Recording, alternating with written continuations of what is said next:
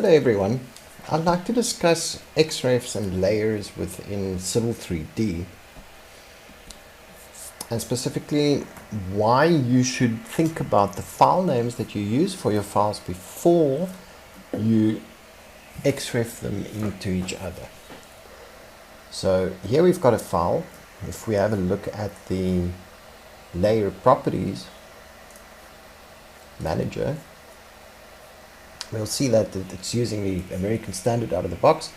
You do have country kits that have got some more intense or structured layers for the UK and Ireland, some other parts of the world, but in this case it's just the American naming standard for the layer names, and they've got no groups that either have been applied by selection or by property. It's a very simple layer structure, and we'll see what happens now when we attach a file to the project. So I'm inserting this file. I've used it before on another project. It's a method that I use to move the definitions of surfaces onto a custom coordinate system, in this case for Mauritius, and I've already set that up in this file. But I want to place that into position. I use that in Map 3D after just having a point transform itself into a new coordinate system. The result of that is whatever I brought in from Inventor, not from Inventor, from InfraWorks, that would then be manipulated. So under the definition, just update this.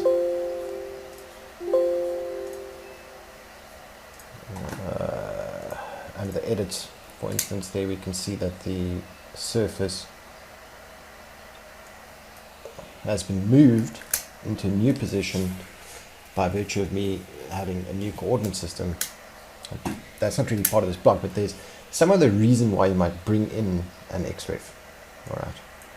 And having a look at the layer structure now, you'll see that it puts this file under the Xref definitions, and you've got control over the layers within this file.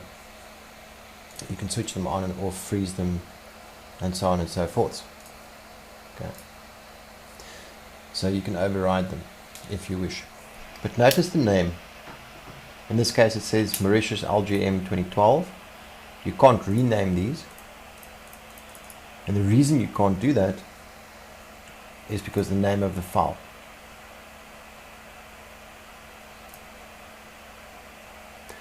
Also,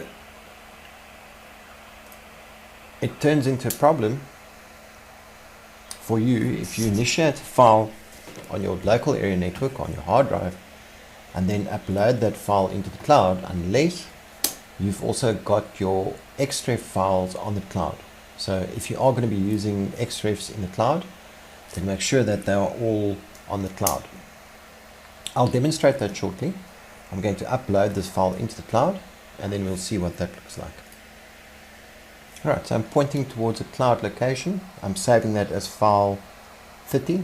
Here's file 20 and 40, and I'm saving that onto the cloud.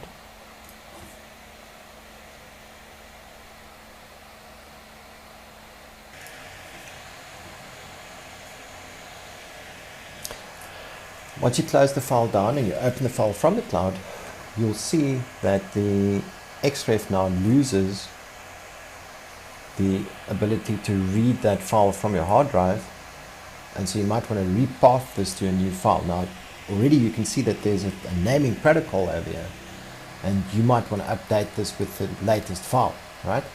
So what I'm going to do is I'm going to select a new path for that file, but then notice what happens. Okay, so yeah, I'm pointing towards a new path, and I'm saying replace that file with this one. This now has the correct name. It's loaded.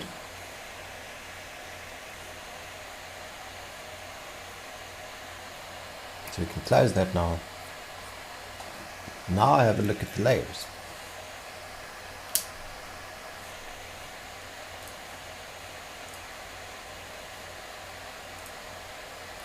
You see how the layers are still under the old file name? And again, you cannot change this. So this could become confusing for the design team. If they are considering the file name and they want to find the correct file name and they see a different file name over there, that's no good. So as far as I know, the solution to this would be to get rid of that Xref. You have to redo all the work that you've done.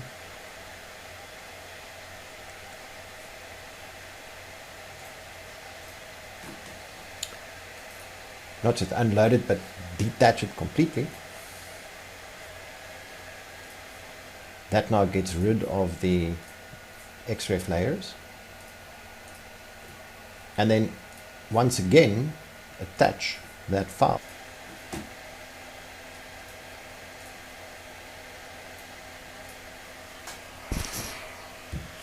And after you've done that,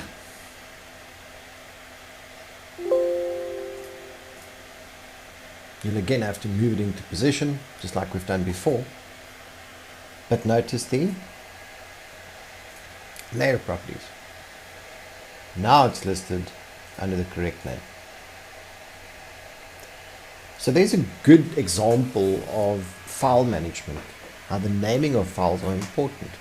In this case, if you're doing a project in Civil 3D and you would want your design team to always find these files under the correct file name in your Xrefs, make sure to use the correct file name from the beginning. And also, if you are initiating cloud files on the cloud and you have worked on them on your local hard drive before, and Xref files either from your local area network or from your hard drive, remember that the Xrefs will not display in your cloud model unless you also upload those DWG files or whatever format you are using onto the cloud structure as well. Well, I hope you've enjoyed this short demonstration. Enjoy Civil 3D and enjoy the cloud. Till next time, keep well.